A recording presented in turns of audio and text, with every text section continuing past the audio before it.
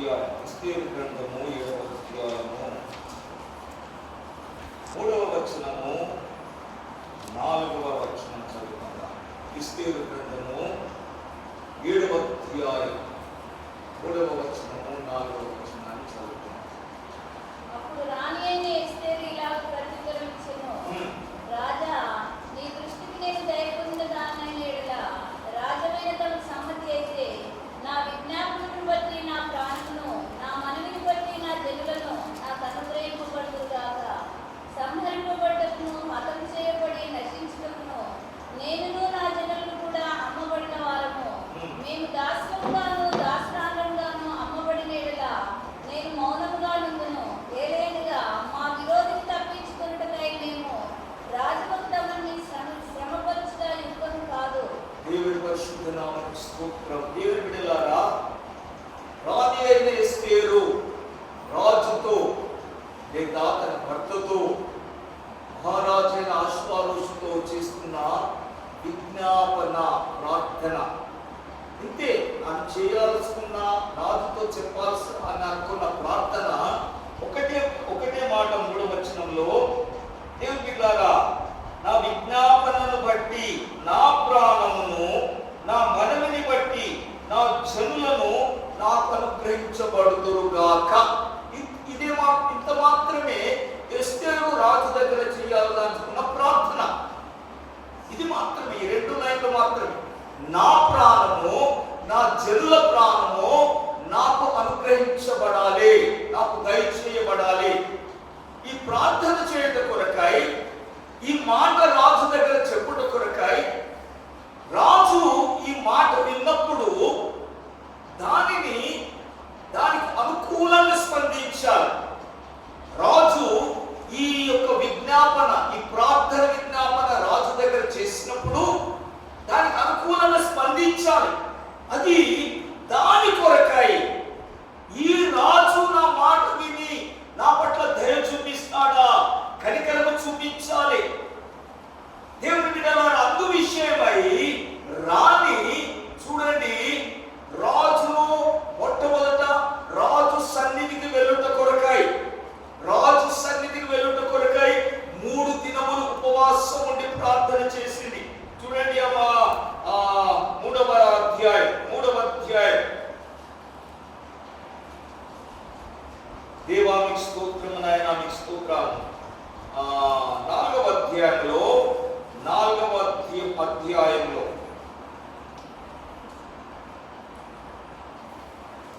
10వ వచనం చదవమ్మా.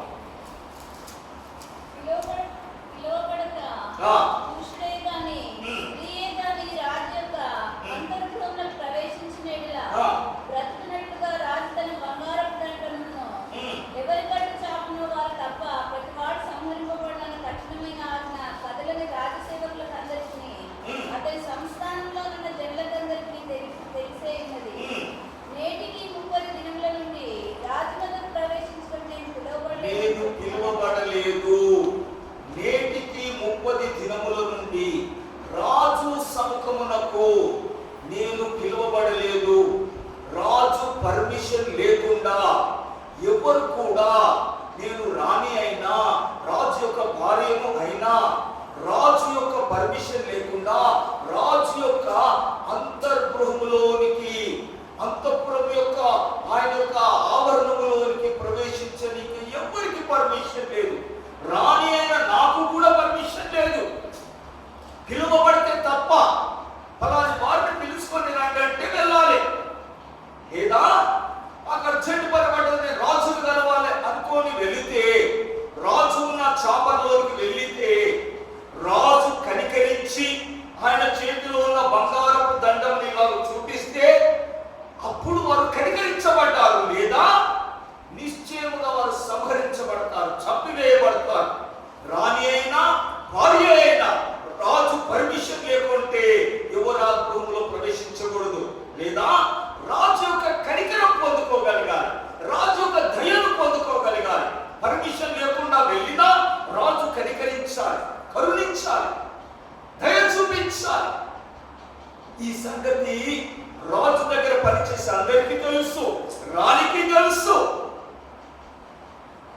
బిడ్డ, రాజు పిలవకుండా నేను వెళ్ళలేను.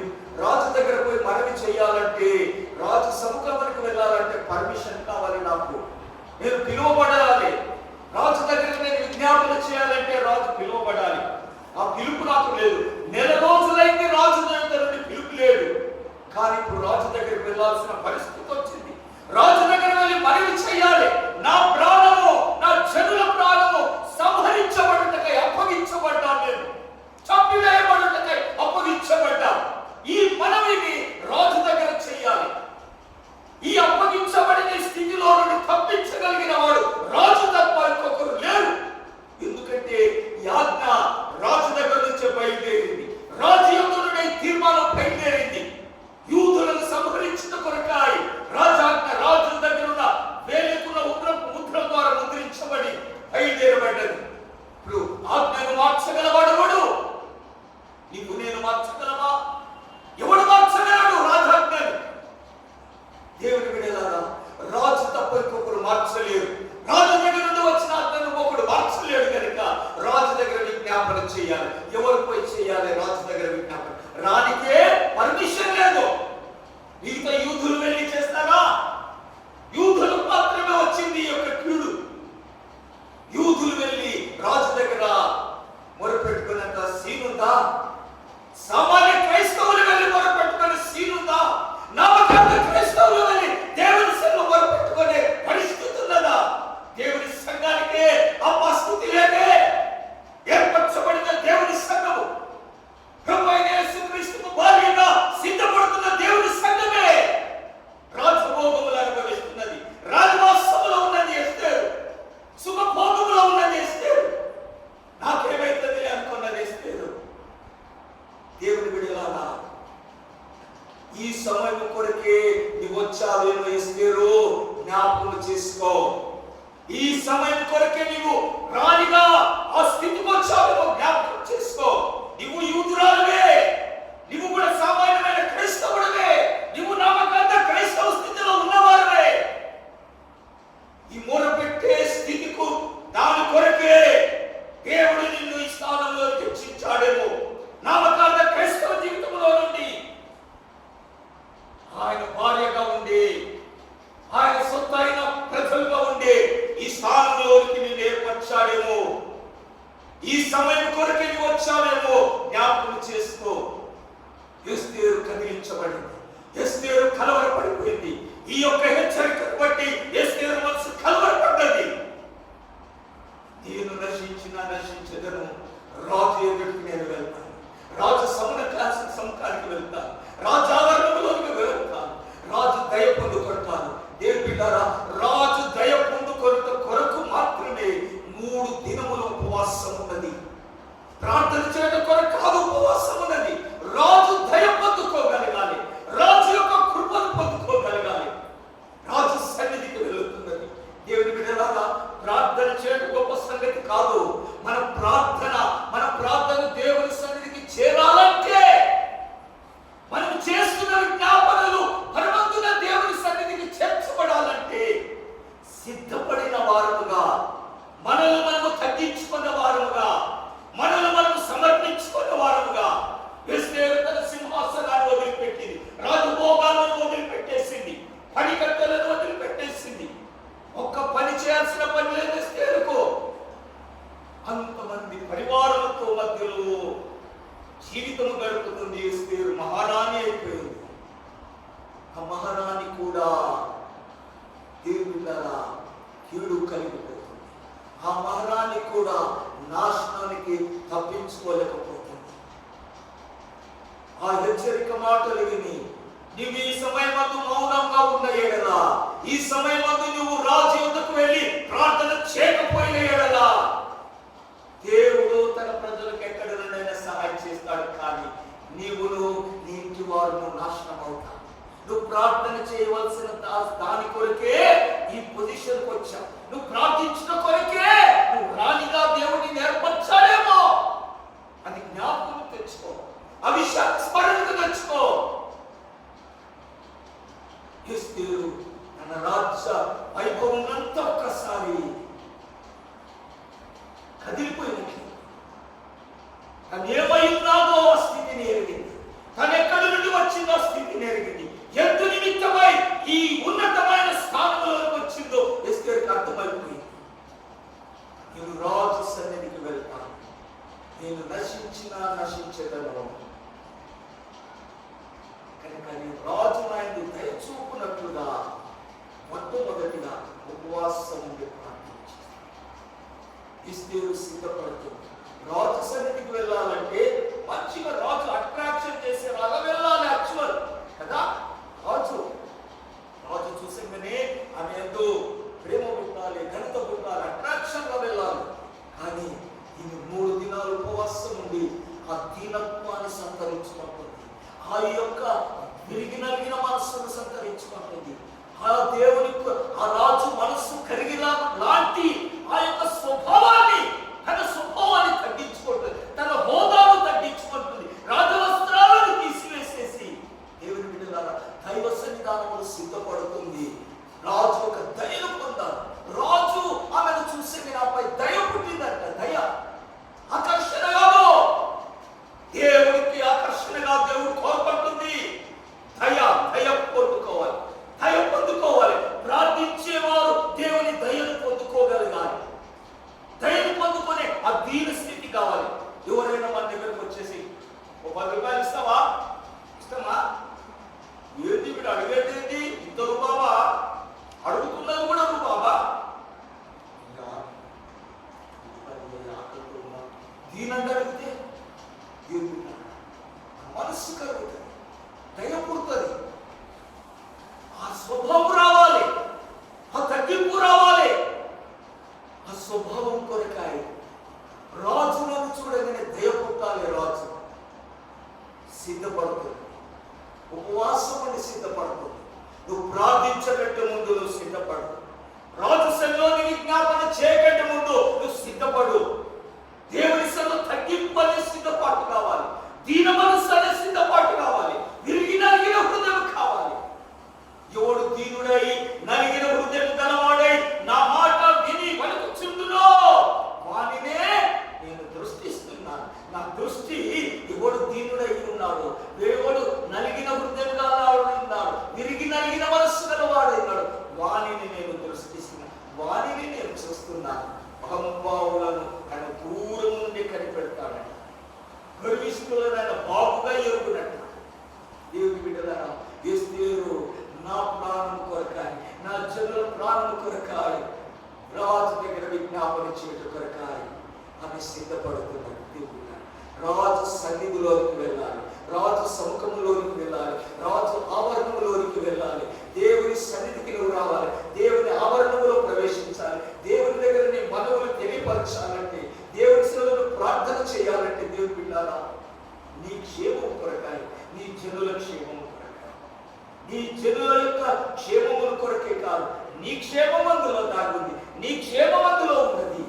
కనుక మనం దేవుని సేవలో ప్రవేశించడం కొరకాయి మొట్టమొదటి మనల్ని మనం తగ్గించుకున్నాం, మనల్ని మనం సిద్ధపరచుకున్నాం. మన హోదాలను బట్టి ప్రార్థన చేస్తే ఒక్క ఇంచు కూడా దీన్ని దాటి కూడా వెళ్ళదు. నేను సంఘ పెద్దను, నేను సంఘ సెక్రటరీని, సంఘ వైస్ చైర్మన్ వచ్చి ప్రార్థన చేస్తానంటే పోలే పోదు ప్రార్థన. అది మనసులో పెట్టుకొని ప్రార్థన చేస్తే పోదు. దేవుని బిడ్డలారా, నేను రాణిని, నేను పోయి రాజు దగ్గర పోతను అడుగుతానంటే రాజు ఒప్పుకోడు. రాణి హోదాలో పోయిందంటే కుదరదు. ఆ దయను పుట్టించుకొని ఆ రూపము ధరించుకుంటుంది. రాజు చూస్తే నా పైన దయ పుట్టి ఆ స్వరూపాన్ని సంతరించుకుంటుంది, ఆ దీన మనస్సును సంతరించుకుంటుంది. ఆ రాణి అయిన టీవీనంత పక్కకు పట్టిపెట్టేసి ఈ సంభవం జరిగి ఎస్తేరు రాణి అయిన తరువాత, ఈ సంభవం జరిగినప్పుడు ఎన్ని సంవత్సరాలు తెలుసా? 5 సంవత్సరాలు గతించిపోయింది. ఎస్తేరు రాణిగా అయిన తర్వాత 5 సంవత్సరాలు అయినాక ఈ పరిస్థితి వచ్చింది. ఇప్పటికి మేము రాజభోగాలు అనుభవించి మంచిగా పక్కగా ఉన్నది, పక్క చిక్కిన ఉన్నదంతా మంచిగా లావు అయిపోయి మంచిగా అయిపోయింది. ఇప్పుడు ప్రార్థనలు మర్చిపోయింది, వారి పైకి వస్తున్న కీడులు మర్చిపోయింది, యోధుల సమస్యలే మర్చిపోయింది, క్రైస్తవుల సమస్యలు మర్చిపోయింది. రాజు టీవీలో 5 సంవత్సరాలు సుఖభోగం అనుభవించింది. ఇందు నిమిత్తమే దేవుడు కీడును కల్పించాడు, ఇందు నిమిత్తమే తెగులు పంపించాడు. దేవుడు బిడ్డలారా, రాని మౌనంగా ఉండేటందుకు కొరకు కాదు, రాని సుఖభోగాలు అనుభవించేటందుకు కొరకు కాదు. దేవుడు బిడ్డలారా, రాని తన చెవుల యొక్క క్షేమం కొరకాయి ప్రార్థించవలసింది. తాను ఏమై ఉన్నదో తెలుసుకోవాల్సిన బాధ్యత గుర్తెరుగుట కొరకాయి దేవుడు తన చెవులపైకి కీడును పంపించాడు. దేవుడు బిడ్డలారా, యేసుదేవుడికి అర్థమైపోయింది, కానీ ఏమై ఉన్న సంగతి మనకు అర్థమైపోయింది అంటున్నది కదా. అదే 4వ అధ్యాయంలో చూడండి, 4వ అధ్యాయం 15వ వచనం చదవాలి. నీవు పోయి సుషానకు కనబడిన యూదులందరినీ సమాజ మందిరములకు సమకూర్చి నా నిమిత్తం ఉపవాసం నుండి 3 దినములు అన్నపానములు చేయకుండి నేను నా పనికత్తెలను కూడా ఉపవాసం ఉందుము. ప్రవేశించుట న్యాయ వ్యతిరిక్తముగా ఉన్నను. నేను రాజు యొద్దకు ప్రవేశించుదును. నేను నశించెదను. దేవుని పరిశుద్ధ నామమునకు స్తోత్రం. ప్రాణములకు తెగించి రాజు సన్నిధికి వెళ్ళుట కొరకై తీర్మానించుకున్నది. నేను నశించెదను. రాజు ఆజ్ఞకు వ్యతిరిక్తమైనను, రాజు సెలవు లేకుండా రాజు సన్నిధికి వెళ్ళుటకు ఎవరికి పర్మిషన్ లేదు. అది వ్యతిరిక్తం అయినను. ఒకవేళ రాజు నా పట్ల దయ చూపకపోతే నేను నశించాల్సి వస్తుంది, సంహరించబడాల్సి వస్తుంది. అయినా కూడా నేను రాజు సన్నిధికి వెళ్తాను. ఎందుకొరకు? నా ప్రాణం కొరకాయి, నా జనుల ప్రాణం కొరకాయి.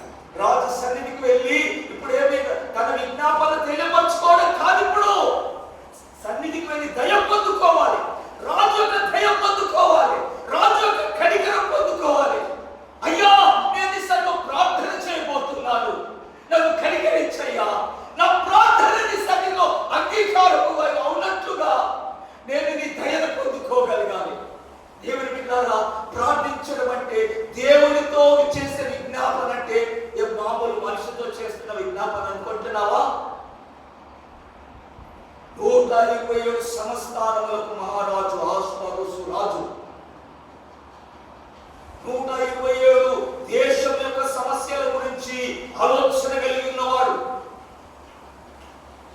దేవుని బిడ్డలారా, అటువంటి రాజు సన్నిధికి వెళ్తున్నది. అటువంటి రాజు ఆయనకు ఒక్కొక్క దేశంలో ఉన్న సమస్యలతోటే సతమతమవుతుంటే ఈమె ఒక సమస్యను తీసుకొని వెళ్ళిపోతున్నది. నా సమస్యను రాజుకు తెలియపరచాలంటే రాజు ముందు నన్ను నా పట్ల దయగలగాలి, నా పట్ల ఆయన ప్రేమ పుట్టాలి. సరే, ఏడులోని మనవి చెప్పు అనేటటువంటి మాట రాజు వద్ద నుండి రావాలి. నీ మనవి ఏంటిదో చెప్పు అని రాజు వద్ద నుండి రావాలి. అది రావాలంటే రాజు యొక్క దయను పొందుకోగలిగిన స్థితి మనలో రావాలి. రాజు యొక్క కనికరం పొందుకోవాల్సిన ఆ యొక్క పరిస్థితి మనలో రావాలి. దేవుని బిడ్డలారా, అందు నిమిత్తమై ఎస్తేరు ఉపవాసం, అందు నిమిత్తమై ఎస్తేరు సిద్ధపడతాడు. రాజు దగ్గర మనవి చేయగలిగిన ఒకే ఒక వ్యక్తి ఎస్తేరు. రాజు యొక్క భార్య యూదులలో నుండి హెచ్చించబడింది, యూదా వంశములో నుండి యూదా ప్రజల పక్షముగా హెచ్చించబడి రాజు కుడి పార్శ్వమున కూర్చునగలిగిన ఏకైక వ్యక్తి రాణి అయిన ఎస్తేరు. దేవుని బిడ్డలారా, ఇప్పుడు రాణి రాజు దగ్గర విజ్ఞాపన చేయాలి. దేవుని దగ్గర విజ్ఞాపన చేయవలసిన దేవుని సంఘమా, ప్రభు కొరకు సిద్ధపడుతున్న వధువు సంఘమా, నా ప్రియురాలా, నీ ముఖము నాకు కనబడనిమ్మో, నీ స్వరము నాకు వినబడనిమ్మో అని ప్రియుడు వాంఛతో ఎదురు చూస్తుండగా ప్రియురాలు ముఖము చాటేసుకొని ప్రియురాలు స్వరము వినపడుచుకుంటా ప్రియుడికి తన స్వరం వినిపి వినిపించకుండా ఎస్తేరు నీవు ఈ సమానందు మౌనంగా ఉంటే యోధులకు ఇంకో దిక్కు నుండి వస్తుందేమో, కానీ నువ్వు మాత్రం నశించిపోతావు. నీ కుటుంబం నశించిపోతుంది, నీ ఇంటి వారు నశించిపోతారు, నీ సంఘము నశించిపోతుంది. సంఘమా, ఈ సమయం కొరకే ఈ స్థానంలోకి వచ్చావేమో, ఈ రాజు స్థానంలో అందుకోవడం ఉన్నావేమో, రాజుకు భార్య అందుకొరకు ఏర్పరచబడ్డావేమో. మౌనంగా ఉండటం కొరకు కాదు అని తన జనాంగములో ఉన్న మొర్దెకై, తన యొక్క మెంటర్, తనలో మలిచిన వాడు, తనలో రూపించిన వాడు, తనలో సిద్ధపరిచిన వాడు ఎస్తేరును హెచ్చరిక చేస్తున్నాడు. పరిశుద్ధాత్ముడు సంఘాన్ని హెచ్చరిక చేస్తున్నాడు. పరిశుద్ధాత్ముడు సంఘాన్ని దర్శిస్తున్నాడు. దేవుడు బిడ్డలారా, ఇందు నిమిత్తమే నిన్ను దేవుడు ఏర్పరచుకున్నాడు. ఇందు నిమిత్తమే దేవుడు నిన్ను సిద్ధపరిచాడు. ఈ సమయమందు నువ్వు మౌనంగా ఉండటం కొరకు కాదు, ఈ క్లిష్ట పరిస్థితిలో నాకే పట్టింది అని ఉండటం కొరకు కాదు. దేవుడు బిడ్డలారా, ఎస్తేరు కదిలించబడింది, హెచ్చరించబడింది, చలించిపోయింది. దేవుడు బిడ్డలారా, దేవుని సంగమా, దేవుని సంగమా, పరిస్థితిని తీవ్రతను లోకం మీదకి వచ్చిన తెగులు బట్టి కాదు, నీ జనాంగం మీదకి వచ్చిన తెగులు చూడు, నీ పైకి వచ్చిన తెగులు చూసుకో. దేవుని బిడ్డలారా, నువ్వు తప్పించుకుంటాననుకుంటున్నావా? నేను క్షేమంగా ఉంటాననుకుంటున్నావా? ఇది తొలగిపోవాలి, ఇది దూరపరచబడాలి. ఇది దేవుని బిడ్డలారా, ఇది దూరపరచబడకపోతే నీకు దేవుని బిడ్డలారా, నీ జనాంగానికి మరణము నిశ్చయము. మరణము నిశ్చయముగా కావలి కాస్తూ ఉన్నది. మరణము సంహారం దేవుని బిడ్డలారా సంచరిస్తున్నది. దేవుని పరిశుద్ధాత్మ యొక్క ఆ దర్శనాన్ని బట్టి నాకు కలుగుతున్నటువంటి ఆ ప్రేరేపణ ఏంటిదంటే చూడండి, ప్రకటన గ్రంథము 6వ అధ్యాయం, ప్రకటన గ్రంథము 6వ అధ్యాయంలో 7వ వచనం చదవండి. 6వ అధ్యాయం 7-8 వచనాలు చదవండి.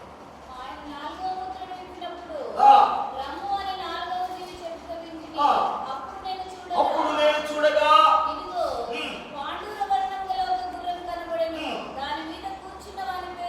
మృత్యువు పాతాళలోకము అని వెంబడించెను.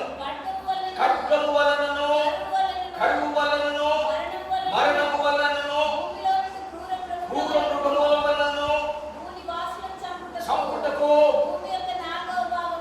4వ భాగం పైన అధికారం ఇవ్వబడెను. మరణము వలనను అనగా కింద ఫుట్ నోట్ లేకుందమ్మా. మరణం అనగా తెగులు వలనను, మరణము అనగా తెగులు వలన, కరువు వలన, ఖడ్గము వలన, తెగులు వలన, క్రూర మృగముల వలన. అనగా క్రూర మృగములంటే సింహాలు, ఎలుగుబంట్లు అటువంటి కావు. అటువంటి స్వభావం కలిగిన టెర్రరిస్టుల వలన, కరువు వలన, ఖడ్గమనగా యుద్ధముల వలన, తెగులు వలన, మరణం, తెగులు. ఒకరికి అధికారం ఇవ్వబడింది. మృత్యువు అని పేరు కలిగిన వారికి అధికారం ఇవ్వబడింది. వాడు బయలుదేరాడు. దేవుడు బిడ్డలారా, భూమిలో ఉన్న మనుషులను సంహరిస్తున్నాడు. దేవుడు బిడ్డలారా, ఇట్టి సంహారం నుండి తప్పించబడతావా? ఇట్టి సంహారం నుంచి ఎవడు తప్పించాలి? ఎవడు నిన్ను రక్షించగలగాలి? ఇట్టి అధికారం పొంది బయలుదేరి వచ్చాడు. అధికారం పొంది వస్తున్నాడు. ఎవడు తప్పించాలి? ఎందుకని? రాజుల నుండి అధికారముతో యూదులందరినీ సంహరించాలని ఆర్డర్ బయలుదేరింది. మరణ శాస్త్రం బయలుదేరింది. ఎవడు తప్పించాలి? ఎవరు దాన్ని తప్పించగలిగే వారు ఉన్నారు? ఎవరు లేరు. ఏడుస్తూ కూర్చున్నారు. మోర్దెకైకి జ్ఞాపకం వచ్చింది. నేను సిద్ధపరిచిన నా కుమార్తె ఇప్పుడు రాణిగా ఉన్నది, రాజు యొక్క మందిరంలో ఉన్నది, రాజు యొక్క అంతఃపురంలో ఉన్నది. ఆమె తప్ప ఈ యొక్క ఉగ్రత నుండి తప్పించగలిగిన వారు ఎవరు లేరు. ఈ రాజ శాసనంలో, ఈ రాజ అధికారంలో, ఈ రాజు యొక్క ఈ యొక్క జీవను ఆపు చేయగలిగిన వారు, మార్చగలిగిన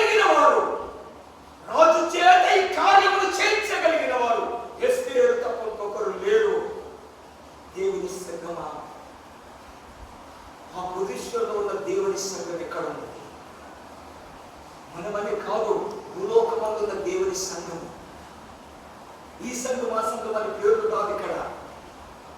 ప్రభు రాకడ కొరకై నేను దేవుని సంఘములో ఐక్యపడి గుంపులో ఉంటానని అనుకుంటున్న సిద్ధపడుతున్న ప్రతి ఒక్కరూ ఏ స్థితిలో ఉన్నాం, ఏ పరిస్థితిలో ఉన్నాం, సుఖభోగములు అనుభవిస్తూ రాజుగోడలో ఉన్నామా?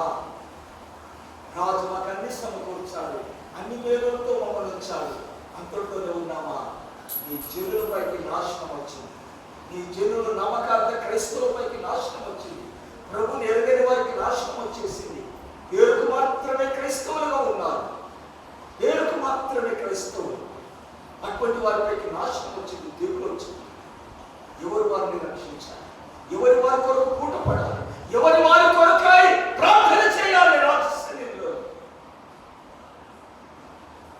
నీవు దేవుడు మమ్మల్ని కాపాడుతున్నాడు, క్షేమం ఇచ్చాడు. దేవుడు బిడ్డలా, నేను నశించినా నేను మరణించినా రాజు ఆజ్ఞకు వ్యతిరేక్తమైన, రాజు పిలువకున్నా రాజు సన్నిధికి నేను వెళ్తాను. దేవుడు బిడ్డలారా, రాజు నా పైన దయ చూపించాలి, ఆ ఒక్క కార్యం జరగాలి. రాజు నన్ను చూసినప్పుడు రాజుకు దయ పుట్టాలి. ఆ దయ పుట్టుట కొరకే ఉపవాసం ఉంటుంది. దయ పుట్టుట కొరకు ఉపవాసం. రాజు దయ పుట్టాలి, రాజు మనసు కరగాలి, అందుకొరకు ఉపవాసం ఉంటుంది. తన హోదాను సుఖ సౌఖ్యాలను పక్కకు పెట్టేసి ఒక్క పూట, 2 పూటలు, 3 రోజులు ఉపవాసం. దేవుడు బిడ్డలారా, ఆ ఉపవాసంతో సిద్ధపడి రాజు సన్నిధికి రాజు కనికరం పొందుకుంది. అమ్మా, ఏంటిది నీ కోరిక? ఏంటిది నీ యొక్క వాంఛ? రాజ్యంలో సర్వాన్నా ఇస్తాను, కోరుకో.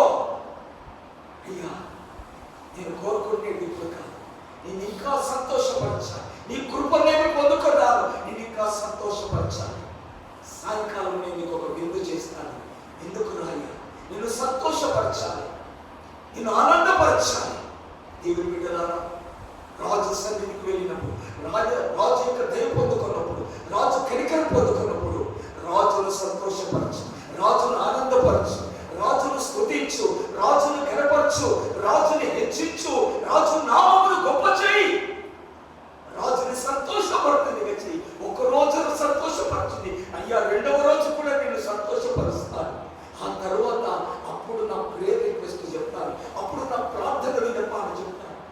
2వ రోజు కూడా రాజును ఎందుకు పిలుచుకొని వెళ్ళిపోయింది, రాజును స్తుతి కూటానికి తీసుకొని వెళ్ళిపోయింది, రాజును స్తుతుల మధ్యలో ఘనపరుస్తున్నది, రాజును ఘనపరిచి రాజును ఉప్పి చేసింది, రాజును ఆరాధింపజేసి రాజు మనసును సంతోషింపజేసింది, స్తుతుల మధ్యలోనికి ఆయనను తీసుకొని వచ్చింది. అప్పుడు రాజు దగ్గర తన విన్నపాన్ని తెలియపరుస్తున్నది. ఇప్పుడు మనం చదివిన లేఖనాన్ని మరల చదువమ్మా, 7వ అధ్యాయము.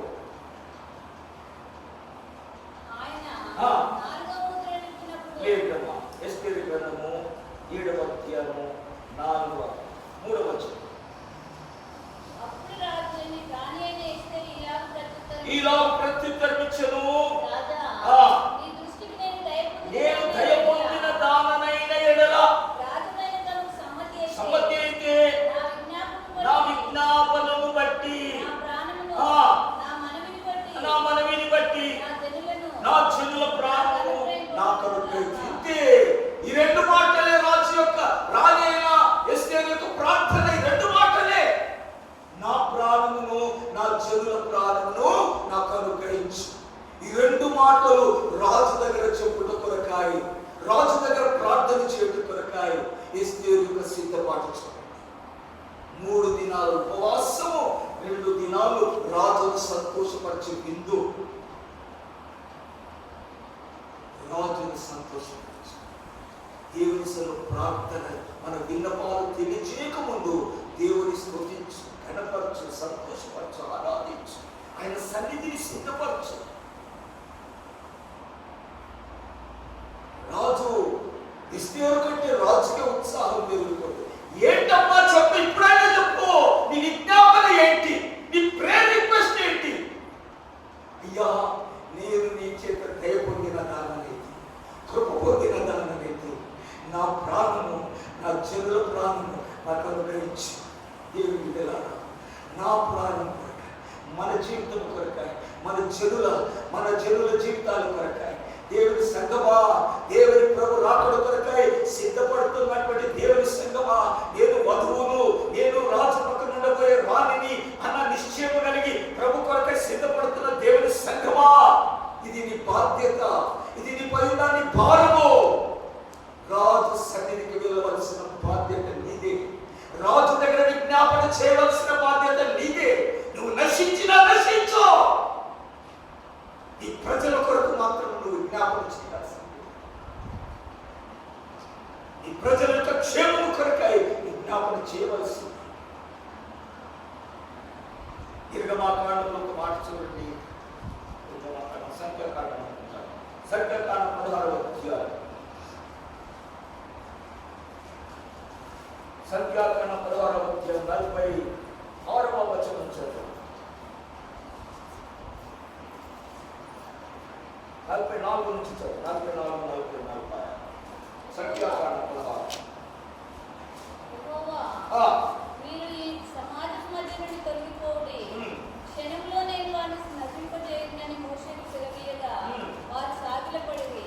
అప్పుడు మోషే, నీవు ధూపార్తిని తీసుకొని బలిపీఠం నిప్పులతో నింపి ధూపం వేసి వేగంగా సమాజం వద్దకు వెళ్ళి వారి నిమిత్తం ప్రాయశ్చిత్తము చేయము. కోపము యెహోవా సన్నిధి నుండి బయలుదేరును, తెగులు మొదలు పెట్టెనని చెప్పగా. దేవుని బిడ్డలారా చూడండి, తెగులు మొదలు పెట్టెను, కోపము యెహోవా సన్నిధి నుండి బయలుదేరింది, తెగులు బయలుదేరింది, మరణం బయలుదేరింది.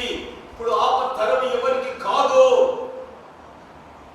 దేవుని బిడ్డలారా మోషే అంటున్నాడు, అహరోను ప్రధాన యాజకుడా, ధూపం వేసేవాడా, దేవుని సంఘాలలో యాజకత్వము చేసేవాడా, ప్రజలకు దేవునికి మధ్యలో బలి అర్పణ అర్పించువాడా, త్వరపడు, ధూపాగ్ని తీసుకో. బలిపీఠపు నిప్పులతో ధూపాగ్ని నిప్పు, బలిపీఠపు నిప్పులు. నిప్పులివి బలిపీఠపు నిప్పులు, సామాన్యమైన నిప్పులు కావు ఇవి. బలిపీఠం మీద ఉండే నిప్పులు. బలిపీఠం మీద ఉండే నిప్పులు అంటే ఏ నిప్పులు అనుకున్నారు? ఇది దైవాగ్ని. బలిపీఠం పైన ఉండే నిప్పులు దైవాగ్ని. బలిపీఠం పైన రగులుకున్న నిప్పులు పరలోకము నుండి అగ్ని దిగి వచ్చి బలిపీఠంలో దహిస్తే అప్పుడు అక్కడ మంట మండేది. కింది నుంచి మంట పెడితే మండలే. స్టార్టింగ్ మొట్టమొదట బలిపీఠం కట్టి బలి అర్పించినప్పుడు ఆకాశం నుండి అగ్ని దిగి వచ్చి బలిని దహించేసి, అప్పుడు దహించబడిన అగ్ని ఎప్పటికీ ఆరిపోకూడదు. బలిపీఠంపై నిప్పులు ఆరిపోకూడదు. బలిపీఠము దహించబడుతూనే ఉండాలి. బలిపీఠంపై బలులు అర్పిస్తూనే ఉండాలి. దేవుని బిడ్డలారా, నీ బలిపీఠం ఆరిపోతుందా? నీ పరిశుద్ధాత్మ అభిషేకం ఏమైపోతుంది? పరలోకం నుండి దిగి వచ్చిన అభిషేకం చేత అభిషేకించబడిన అభిషేకం ఎక్కడ వెళ్ళిపోయింది? అభిషేకంతో నింపబడిన ఆ యొక్క ప్రార్థనను తీసుకొని ఇప్పుడు వెళ్ళు.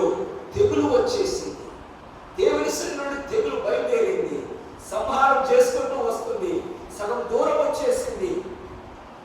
మోషే, అహరోనా పరిగెత్తు, త్వరపడు, ఆలస్యం చేయకు, తెగులు ప్రారంభం అయిపోయింది. కింది చదవం, కింది చదవం. మోషే చెప్పినట్లు అహరోను వాటిని తీసుకొని సమాజం వద్దకు పరిగెత్తిపోయినప్పుడు తెగులు జనులలో మొదలుపెట్టి ఉండెను. అతడు ధూపము వేసి ఆ జనుల నిమిత్తము ప్రాయశ్చిత్తము చేసెను.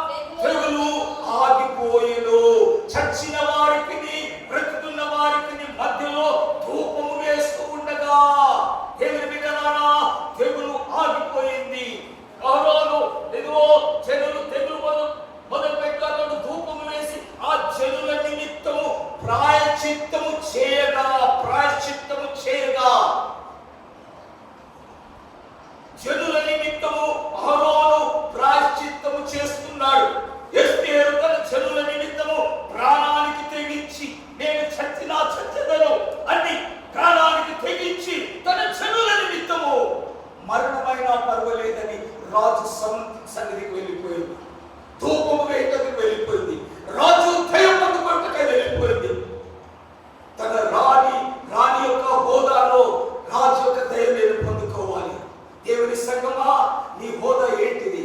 నీ స్థానం ఏంటిది? కోపం వేసే స్థానంలో ఉండవలసిన నీవు, చెడుల నిమిత్తమై ప్రాయశ్చిత్తం చేయవలసిన స్థానంలో ఉండవలసిన నీవు. చెడు నాశనం అవుతున్నారు, చనిపోకుండా వస్తున్నారు. చాలు నాయన, చచ్చిన వారికి బ్రతికిన వారి మధ్యలో అవరోధ ధూపార్తిని పట్టుకొని వెళ్ళిపోయాడు. వారి నిమిత్తమై ప్రాయశ్చిత్తం చేస్తున్నాడు, అనగా వారి నిమిత్తమై వేడుకుంటున్నాడు, వారి నిమిత్తమై ప్రార్థన చేస్తున్నాడు. వారి తప్పుల కొరకై తన మీద వేసుకొని ప్రార్థన చేస్తున్నాడు, ప్రాయశ్చిత్తం చేస్తున్నాడు. దేవుని బిడ్డలారా, దేవుడు ఆ దూపమును అంగీకరించాడు. ఆ ప్రాయశ్చిత్త ప్రార్థనను దేవుడు అంగీకరించాడు. అది దేవుని సన్నిధికి చేరిపోయింది. ఆ దూపము దేవుని సన్నిధిలో చేరిపోయి దేవుడు ఆ దూతకు సంహార దూత గారిని కచ్చాడు. ఆ పని నువ్వు చేయలేవు. ఆ పని చేయడం కొరకే కదా దేవుడు నిన్ను అభిషేకించాడు. ఆ బలిపీఠంపై ఉన్న నిప్పులు ఆరిపోయినాయా? అభిషేకించబడిన ఆ బలిపీఠం ఆరిపోయిందా? బలులు అర్పిస్తలేవు కదా, ప్రార్థనలు లేవు కదా. ప్రార్థన అనే బలిపీఠం పైన నిప్పులు కాలడం లేదు, బలు లేవు, బలు లేవు. మనమే సజీవంగా అర్పించుకోవడం లేదు, మనమే దేవుని సన్నిధికి వచ్చి ప్రార్థన చేయడం లేదు. ఇంకెక్కడ బలులు? ఎప్పుడో నిప్పులు ఆరిపోయింది. దేవుని బిడ్డలారా, వెలిగించుకోండి, ఉపవాసం ఉండాలి, ప్రార్థన చేస్తాం. ఎస్తేరు చాలా సంవత్సరాలు అయిపోయింది, 5 సంవత్సరాలు అయిపోయింది. ఆ యోధుల సంగతి మర్చిపోయింది, ఆ జీవితాన్ని మర్చిపోయింది. ఇదిగో కదిలించాడు, ఒకసారి కదిలించాడు. తెగులు వచ్చేసి, మరణం వచ్చేసింది, హెచ్చరించేశాడు. మొర్దెకై వచ్చి హెచ్చరించేశాడు. ఇందు నిమిత్తమే నీవు ఈ స్థానంలో ఉన్నావని గుర్తు తెచ్చుకో. ఈ సమయంలో నువ్వు మౌనంగా ఉంటే నువ్వు నిశ్చయముగా మరణిస్తావు. దేవుడు వారికి ఇంకొక విధంగా సహాయం చేస్తాడేమో కానీ నువ్వు మాత్రం మరణించుట నిశ్చయం. దేవుని సంగమా, మనం తప్పించుకుంటాం అనుకుంటున్నామా? మౌనంగా ఉంటే తప్పించుకుంటామా? ప్రార్థన చేయకుండా ఉంటే తప్పించుకుంటామా?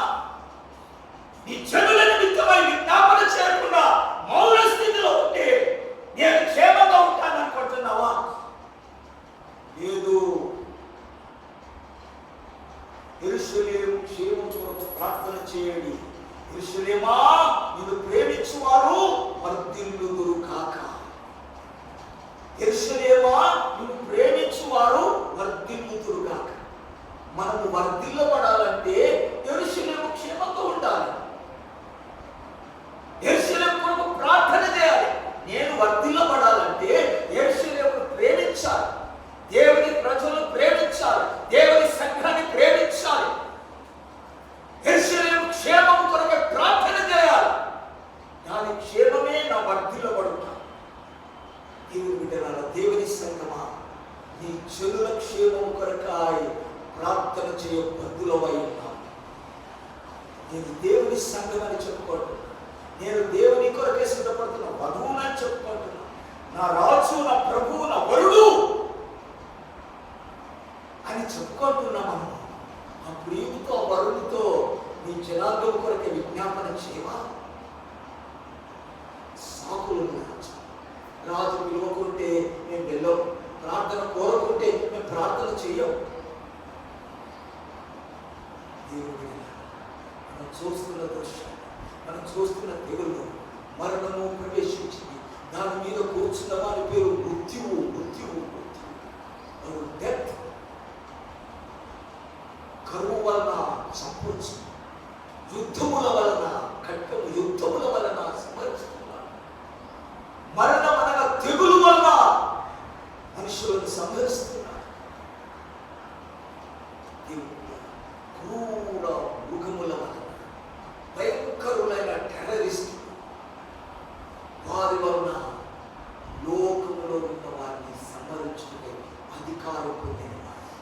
ఈ అధికార పత్రాన్ని మార్చగలిగిన ఒకే ఒక వ్యక్తి ఎస్తేరు, ఒకే ఒక వ్యక్తి భూలోకమందున ఒక వ్యక్తి, దేవుని సంఘము, వధువు సంఘము, పెళ్లి కుమార్తె, గొర్రెల యొక్క భార్య తప్ప దీని నుండి తప్పించగలిగిన వారు ఎవరు లేరు. రాజు సన్నిధానం విజ్ఞాపన చేయగలిగిన వారు, రాజును సంతోషపరచగలిగిన వారు, రాజు యొక్క దయను పొందగలిగిన వారు దేవుని సంగమా. ఇప్పుడు మౌనంగా ఉంటే కాదు, నువ్వు మౌనంగా ఉంటే కాదు. ఎస్తేరో ఏం చేయాలనుకున్నావో సిద్ధపడు. ప్రార్థనకు పరిగణించేస్తే దేవుడు బిడ్డలారా, దేవుడు సహాయం చేసింది. ఈ ఎస్తేరు యొక్క విజ్ఞాపన రాజుకు చేరాలంటే, రాజు సన్నిధిలో చేరాలంటే చూడండి, విజ్ఞాపన రాజు దగ్గర చేరాలి, రాజు చెవిన పడాలి. ఎంత ప్రయాసపడి వస్తున్నది, ఎంత ప్రయాసముతో సిద్ధపడి వస్తుంది. 3 దినాలు ఉపవాసాలుండి ప్రాణానికి తెగించి రాజు సన్నిధికి వెళ్ళి రాజు దయ పొందుకొని రాజును సంతోషపరిచి విందులు చేసి అప్పుడు తన ప్రేయర్ రిక్వెస్ట్ ను రాజు సన్నిధిలో అర్పిస్తుంది. నీ ప్రేయర్ రిక్వెస్ట్ అంత ఈజీగా వెళ్ళిపోతుంది అనుకుంటున్నావు దేవుడి దగ్గరికి? దేవా వారికి బాగలేదు కనుక వారిని స్వస్థపరచున్నాయని అంటే వెళ్ళిపోయింది అనుకుంటున్నావా? దేవుని శక్తి మన ప్రేయర్ రిక్వెస్ట్ వెళ్ళిందంటే అది ఎప్పటికీ వ్యర్థం కాదు, ఎప్పటికీ వ్యర్థం కాదు. దేవుని సన్నిధిలో మన ప్రార్థన చెవిలో పడిందంటే అది కార్యము చేయకుండా ఉండదు. ఆయన హస్తము కురుచే కాలేదు, ఆయన చెవులే మందం కాలేదు. మనం ప్రార్థిస్తుంటే వినకుండా ఏం ఉండలేదు, మనం ప్రార్థన చేస్తుంటే సహాయం చేయకుండా ఏం లేడు. ఆయన మనకు ఆయన అడ్డం వస్తున్నాయంట మన దోషాలు, మన పాపాలు. అందుకు మన ప్రార్థన ఆయన సన్నిధికి చేరడం లేదు, మన ప్రార్థన ఆయన చెవిలో పడడం లేదు, ఆయన ఎందుకు వెళ్ళడం లేదు. ప్రార్థిస్తున్న వారందరూ ప్రార్థిస్తూనే ఉన్నారు. దేవుడు వాటికి ఎందుకు జవాబు రావట్లేదు, ఎందుకు జవాబు ఇవ్వట్లేదు, దేవుడు ఎందుకు కార్యం చేయడం లేదు? ప్రార్థించే పద్ధతి తెలియక, ప్రార్థించే విధానం తెలియక, సిద్ధపడే మనస్సు లేక, దీన మనస్సు లేక, తగ్గించుకున్న మనస్సు లేక, తీవ్రతలో సమస్య యొక్క తీవ్రతను అర్థం చేసుకోకుండా రాజు దగ్గరికి వెళ్ళైతే రాజు దగ్గర మనవి వెళ్తుందా? దేవుని బిడ్డలారా, ఉపవాసం ఉండు, ఉపవాసం. నిన్ను నీవు తగ్గించుకో, నీ రాజు హోదాలను పక్కకు పెట్టు. దేవుని సభలో దీనత్వానికి రా, దీన స్వభావానికి రా. దయను పొందుకో, దయను పొందుకో. దీనులైన ఆయన కనికరం చూపించుకో, దయను చూపించుకోవాలి. ఆయన కూడా దీనుడై వచ్చాడు కదా, ఆయన కూడా రెత్తుడై వచ్చాడు కదా. అటువంటి మనస్సు కలిగిన వారిని ఆయన గుర్తిలుతారు, వారికి సహాయం చేస్తాడు, దీనులను ఆయన ఆలకిస్తాడు. దేవుని బిడ్డలారా, దేవుని సంగమా, ఎస్తేరు వలె రాణిగా ఉంటున్న దేవుని సంగమా, అధీనత్వం కలిగి దేవుని సన్నిధికి వెళ్తాము. రాజును సంతోషపరుస్తాము, రాజును ఆరాధిస్తాము, రాజు నామాన్ని గణపరుస్తాము, ఆయన మేలులను వర్ణిస్తాము, ఆయన కార్యములను కొనియాడతాము. ఆయన మనస్సును దేవుని బిడ్డలారా మన వైపు ఆకర్షించుకున్నాం. అప్పుడు మన మనవిని తెలియపరుస్తాం, అప్పుడు మన విజ్ఞాపనను తెలియపరుస్తాం. శాసనము రాసిన వాడే శాసనమును మార్చగలడు, మరణ శాసనము రాసిన వాడే మరణ శాసనము మార్చగలడు. దేవుని ఆ కార్యములు చేయగలిగే ఒకే ఒక వ్యక్తిగా ఎస్తేరు మాత్రమే ఉన్నది. దేవుని సభలో ప్రార్థించిన ప్రకారం మనల్ని మనం సిద్ధపరచుకోవాలి, మనల్ని మనం సమర్పించుకోవాలి. ఏ చిన్న ప్రార్థన అయినా దేవుని చెవులో పడాలి, పడడం లేదు. దేవుని సభలో చేయడం ఎందుకు అడ్డం వస్తున్నాయి, మనమే మనకు అడ్డం వస్తుంది. మన దోషాలే, మన పాపాలే, మన అతిక్రమంలే, మనమే మన ప్రార్థన వెళ్ళిపోయిందనే సాతాను తెచ్చిందో ఇలాంటి జీవితం ఏంటి, ఈ ప్రార్థన పోతుంది, అది అక్కడే బ్రేక్ అయిపోయింది అంతే. మన దోషాలు ఉండొచ్చు, అపరాధాలు ఉండొచ్చు, తప్పులు ఉండొచ్చు, పాపాలు ఉండొచ్చు. ఈ ప్రార్థన చేసే ముందు, విజ్ఞాపన చేసే ముందు యేసు రక్తమును ఆశ్రయించు, యేసు రక్తము ద్వారా అక్కడికి వెళ్ళు. నీ ప్రార్థనకు అంగీకరించబడాలంటే యేసు రక్తము ద్వారా తప్ప మన ప్రార్థన దేవుని సన్నిధికి చేరదు. నన్ను నేను యేసు రక్తము ద్వారా శుద్ధీకరణ, నా పాపాలు అడ్డం వస్తున్నాయి. ఇప్పుడు నా పాపాల కొరకై ప్రాయశ్చిత్తం చేసింది ఎవరు? యేసు రక్తమే.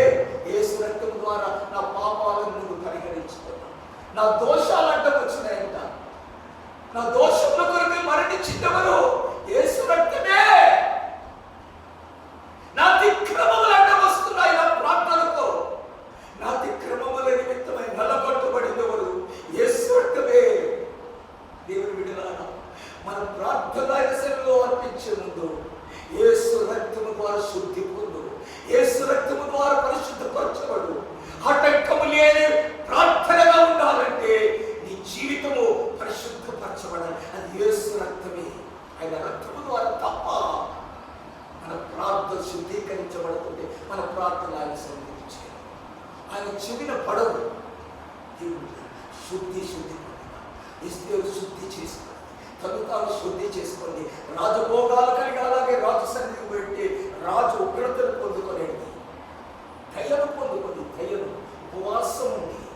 దేవుని తన మనస్సును, స్వరూపాన్ని, స్వభావాన్ని అన్ని మార్చబడింది. ఉపవాసం అన్ని మార్చబడ్డాయి. రాజు దయను పొందుకొని యేసు రక్తము ద్వారా మనం మార్చబడి మన విజ్ఞాపనం చేస్తాం. మోకరిస్తాం, ప్రార్థన చేస్తాం. ఓ జీసస్, హల్లెలూయా. దేవుడు ఇదిగో లోక పరిస్థితులు ఇంకా భరిస్తున్నాం కదా, లోకంపైకి వచ్చిన తీవ్ర చూస్తున్నావు కదా. ఈ బిడ్డల నీ ప్రజల గురించిన